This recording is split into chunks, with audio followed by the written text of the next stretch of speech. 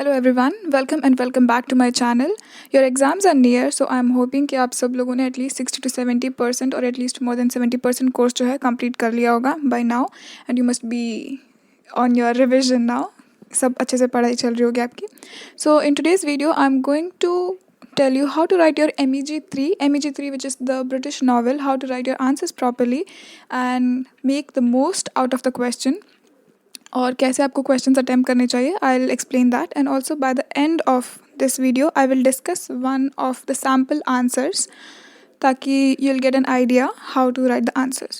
So the first thing which is very basic is as soon as you get a question, any question in British novel, so first thing is you have to divide your answer into 3 parts. The first one is the introduction जहाँ पे आप जो है question के बारे में जैसे जिस भी नॉवल से वो है उसका राइटर किस सिचुएशन में और in which stages the novel was written, कुछ स्पेशल है about that novel, you have to write about that.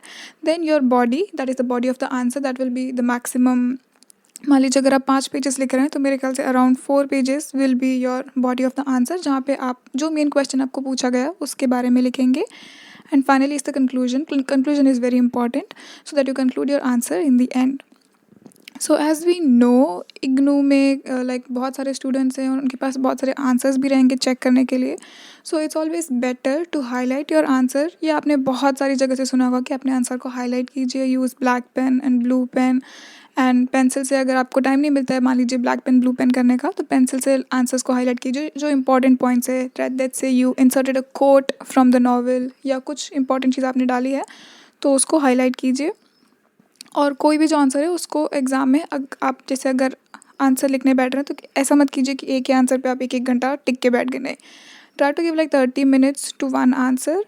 और फिर बाद में अगर आपके पास टाइम बचता है 5 आंसर लिखने के बाद या 5-8 जितने भी आपके क्वेश्चन हैं अटेम्प्ट करने के बाद, if you have time then come back to the question and then you can do whatever you want. अगर आपको और आगे लिखना है तो थोड़ी स्पेस छोड़ दीजिए, but don't stick to one answer. Also try to write your answer in points. Now of course I know you are going to attempt ऐसे kind of questions, so you can not have like points a lot, but still try to give enough space in between paragraphs so that they can identify कि हाँ यहाँ से एक मेरा part ख़त्म हो रहा है आंसर का एंड दूसरा मेरा पार्ट शुरू हो जाएगा. Let's begin with the paragraphs कि कैसे you have to start your answer. So first thing is you should know the name of the author, the year in which the novel was written and the year in which it was published.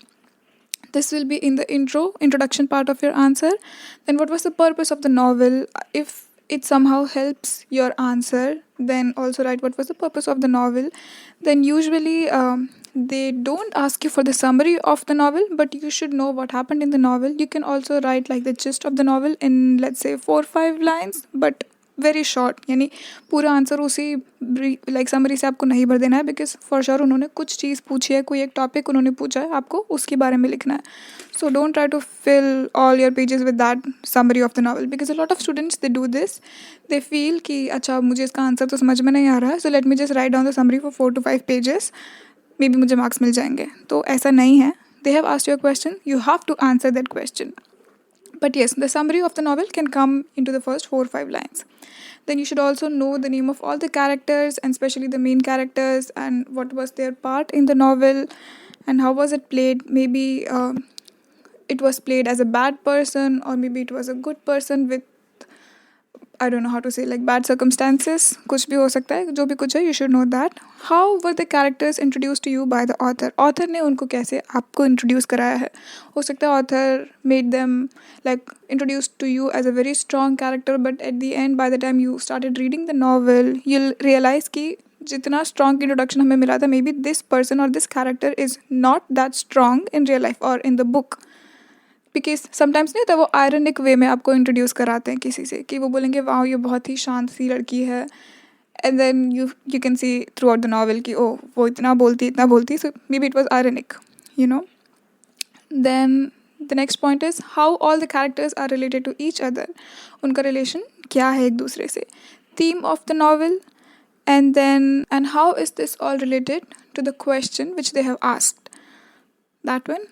And then if you remember any quote or anything which is special or specific to this novel or this writer, then you can also write about that. And also make sure, as I've said before, do not forget to write the conclusion of the novel. Some things which you need to remember about each and every novel. Now I know आपको लग रहा होगा कि अरे ये बहुत सारी चीज़ें मैंने आपको याद करने के लिए बोल दी. But you have how many? I think 10 books, 10 novels that you have to read. And then of course we have already discussed that you don't need to read and remember everything from each and every novel. You can also decide like, okay, I'm going to prepare only these 7 or 8 novels. So, if you're going to prepare only 7 or 8 novels, you can easily remember what was the theme of the novel, what was the narrative technique, what are the unique features, what are the characterizations, who was the author, when was this book published. छोटा एक gist या theme या plot जो है वो आपको पता होना चाहिए. एनालिसिस क्या है उसकी, कुछ important codes and all, you should know all this. तो ऐसा नहीं है कि I am asking you to remember a lot because you have only what 7 or 8 novels if you're preparing. Then just prepare them nicely so that you can score, because this is one of the very scoring subjects. So I hope you'll remember. Let's just give a quick summary of what we learned so far. You should mention the author and the name of the novel, when was it written and when was it published. This is the first thing. Then second is the purpose of the novel. The third is the summary, which is optional, but you can write it in 3 to 4 or 5 lines. Then you should remember the names of all the characters, especially the main characters. Then the fifth point is how the characters were introduced to you by the author. The sixth point is how the characters are related to each other. Seventh is the theme of the novel. Eighth is the reference. How is it related to the question which has been asked? Ninth is if you can remember any quote or any line which enhances the answer, you can write about it. And 10th, the last point is to write down the conclusion of the novel. And also the conclusion of the answer, not only the novel, but the conclusion of the answer, whatever they have asked. So you have to write that. So moving on, let's start with the question. I am going to give you a sample answer. This is not the perfect answer. Maybe you have better things which you can add. You can also let me know in the comment section. अगर आपको लगता है कि हाँ, अगर हम इस answer में ये चीज़ ऐड करते तो ये आंसर और बेटर हो सकता था. So what I have chosen is this question. काफ़ी बार ये एग्ज़ाम में आ चुका है. This is from Joseph Conrad. Heart of darkness उनकी जो नावल है उससे लिया गया है. मिसोजिनी का उनके ऊपर आरोप लगा था उस वक्त भी जब ये नावल पब्लिश हुई थी, क्योंकि अगर आपने ये नावल पढ़ी है और इसकी समरी वगैरह आप एटलीस्ट जानते हैं तो आपको पता होगा कि throughout the novel actually this was a very small novel, it's a novella. बहुत ही कम फीमेल कैरेक्टर्स देखने के लिए मिले, और जो देखने के लिए मिले भी है उनका रिप्रेजेंटेशन अच्छे से नहीं हुआ है. सो इनके ऊपर ये आरोप उस वक्त भी लगे हुए थे. And still till date this question is always arising कि क्या आपको लगता है कि he was a misogynist. So the question is how many women characters are to be found in the Heart of Darkness. Would you consider Conrad to be a misogynist. So सबसे पहली चीज़ तो ये कि जैसे मैंने कहा था कि आपको नावल के सारे कैरेक्टर्स पता होने चाहिए, तभी आप ये क्वेश्चन आंसर कर पाएंगे. तभी आपको पता चलेगा कि okay what all characters I had in the novel, और उसमें से कितनी औरतें थी और उनको किस तरीके से डिपिक्ट किया गया था. Also you should know the meaning of the word misogynist. So अभी आज स्पेशली इन दिस फेमिनिज्म का जो एक लहर चल रही है सब जगह, तो मिसोजिनिस्ट का मतलब मोस्ट ऑफ द लोगों को पता होगा, but for those don't know the literal translation is strongly prejudiced against women. यानी जिनको औरतों से परेशानी होती है. आपको लगेगा परेशानी एज एन लाइक उन्हें लगता है कि औरतें नीचे होती है आदमियों से या उनको इक्वल राइट्स नहीं मिलने चाहिए. तो आपको लगेगा कि ऐसे तो बहुत ही कम लोग होते हैं and all, but to be honest आपको काफ़ी लोग, जो लोग पढ़े लिखे भी होंगे, समझदार होंगे, जैसे कि ये इंसान खुद जिसने ये पूरी नावल लिखी है, he is an educated person, he is a white person जो बाहर रह रहा है, फॉरेन कंट्री में रह रहा है. ऐसा भी नहीं है कि he comes from a third world, but the kind of depiction he had of women through out his book, आप कह सकते हैं कि he was a misogynist, because उसने औरतों को कहीं कुछ जगह दी ही नहीं है. हमें आंसर करना है कि क्या ये जो राइटर है ये मिसोजिनिस्ट है. So according to me, because this is my answer right, according to me he is a misogynist. Maybe आप में से कुछ लोग होंगे जिन्हें लगेगा कि नहीं, this was the need of the novel और इसीलिए उसमें औरतों की ज़रूरत नहीं थी, या जिस वक्त ये कहानी लिखी गई है उस वक्त औरतों को उतना काम या कुछ दिया ही नहीं जाता था कि उनका डिपिक्शन हो सके. Anyway, either veg right. So I am choosing one side because I have to answer, right? So मेरे according he was a misogynist. He could have done better representation of women in the novel, but उसने नहीं किया. Conrad जो उन्होंने नहीं किया. So that's how I'm going to portray my answer. So let's discuss. So let's begin with the introduction. जैसे कि मैंने कहा था, we'll write about the author, when was the book published and all this, and bit of the back story कि ये novel कैसे लिखने में आई थी. तो मैं आंसर रीड करूँगी, प्लस जहाँ जहाँ मेरी साइड कमेंट्री चलती रहेगी, जो कि मुझे लगता है कि ये पॉइंट मैंने क्यों लिखा या किस तरीके से इसको आप अच्छे से समझा सकते हैं. I am going to discuss that also. Heart of Darkness was written by Joseph Conrad from 1898 to 99. सो जोसेफ कॉनराड ने 98 से 99 के बीच में जो है ये पूरी नावल लिखी थी. His full name was Joseph Theodore Conrad. Actually पूरा नाम यहाँ पे मैंने लिखी हुई है spelling. Now I cannot pronounce it. So I'm just going to write it on the screen. You can check from there. He was born on 3rd December 1857 in Poland. Later he got English citizenship. His father was a patriotic member and he was caught by Russian imperialists. Later he was exiled. His mother died in 1865, 4 years before his father. After their death, Conrad stayed with his uncle who tutored him privately. तो मैंने उनकी life के just यहाँ क्यों दी है, because it affects how this novel was written. आप देख सकते हैं कि उनकी लाइफ में ही उतना विमेन रिप्रेजेंटेशन नहीं था. उनकी मम्मी की बहुत ही जल्दी डेथ हो गई थी. वो 4 साल की भी नहीं थी उसके पहले उनकी मम्मी की डेथ हो गई. उनको अपने अंकल के साथ में रहना पड़ा. वहाँ पे भी अंकल की वाइफ नहीं थी. So he did not have that much women representation in his life. Maybe हो सकता है this is one of the reason कि उनकी नावल में भी कहीं उतना आपको फीमेल देखने नहीं मिलेंगी. ऑल्सो ये नावल जो है कहीं ना कहीं उनकी रियल लाइफ से इंस्पायर्ड है. तो उन्होंने, क्योंकि उन्होंने भी सेलिंग का काम किया था और वो गए थे ब्रिटिश इम्पीरियल जो ब्रिटेन था उसके काम से वो अफ्रीका भी एक्चुअल में गए थे, जहाँ से ये नावल उन्होंने लिखना शुरू किया था. सो इसीलिए मैंने उसके बारे में बताया. ज़रूरी नहीं है कि आप पूरा चिट्ठी पत्री किसी भी राइटर की दें हर आंसर में, बट मैंने दिया है क्योंकि इट अफेक्ट्स माई आंसर.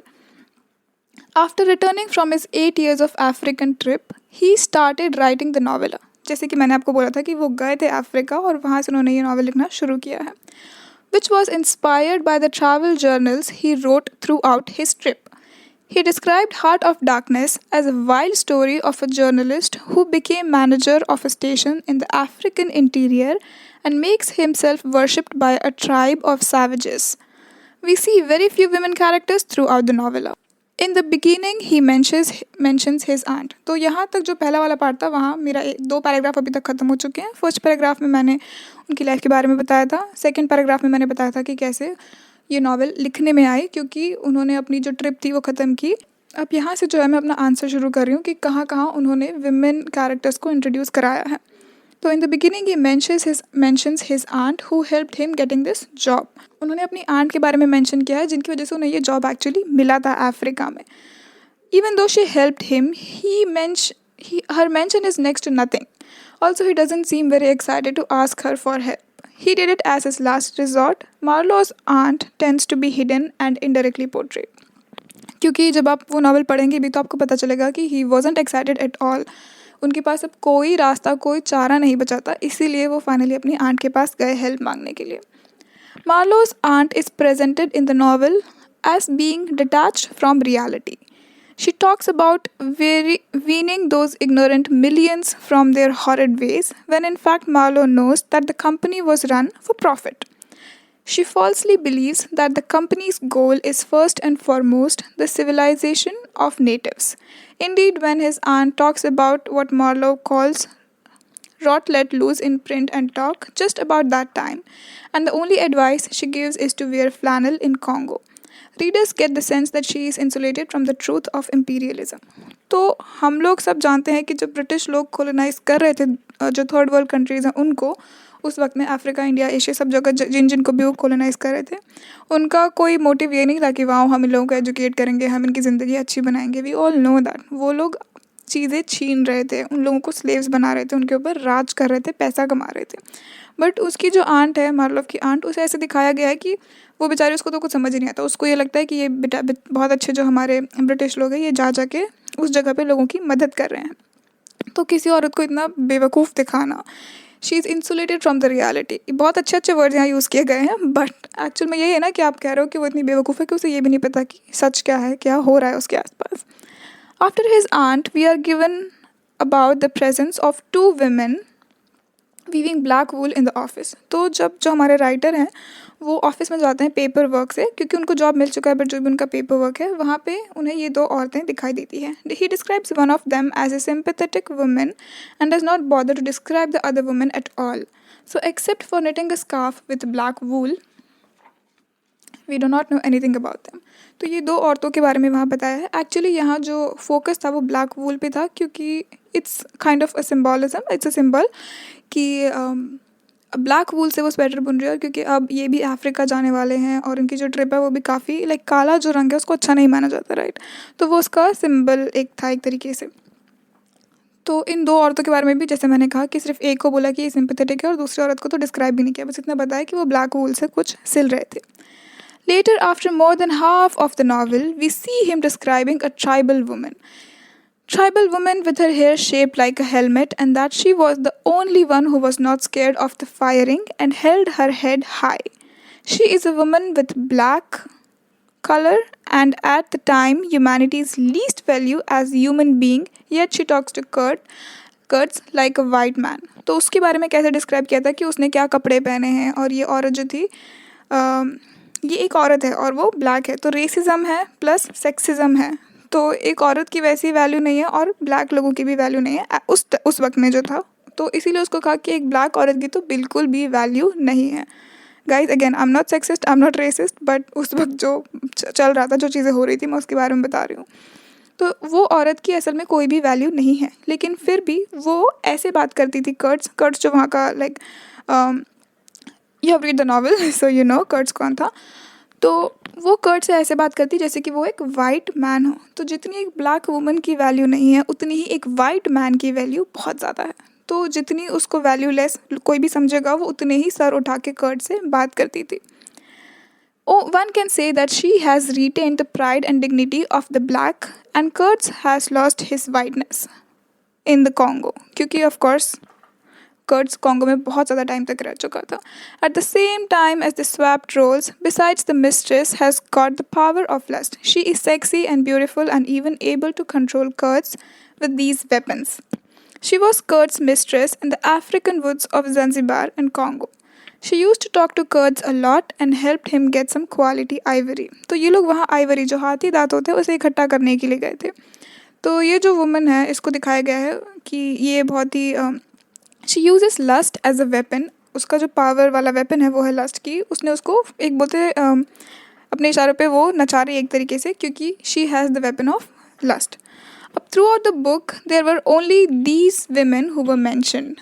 एक तो ये जो कर्ट्स की मिस्ट्रेस थी वो, और दूसरा वो जो दो औरतें जिनका कहीं कोई नामो निशान नहीं था, और जो हमारे राइटर हैं उनकी आंट। तो उन औरतों को तो आप गिनिए मत, क्योंकि कोई मेंशन उनका प्रॉपर है नहीं। तो उनकी आंट और ये जो औरत है, इन दोनों की बात की गई है।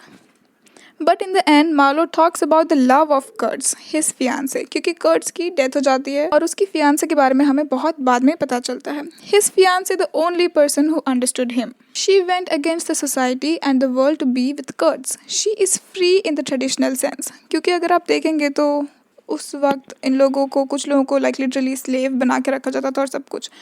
तो ट्रेडिशनल सेंस में तो वो फ्री है, वो चाहे जिससे शादी कर सकती है, क्योंकि वो लोगों के अगेंस्ट जाके कर्ट से शादी करती है, which means she has some freedom, she has the freedom to choose what she wants to do, that she is not a prisoner, she can move more और less and go wherever she wants. वो जो चाहे वो कर सकती है। She can freely make decisions in her world and she kept mourning for him.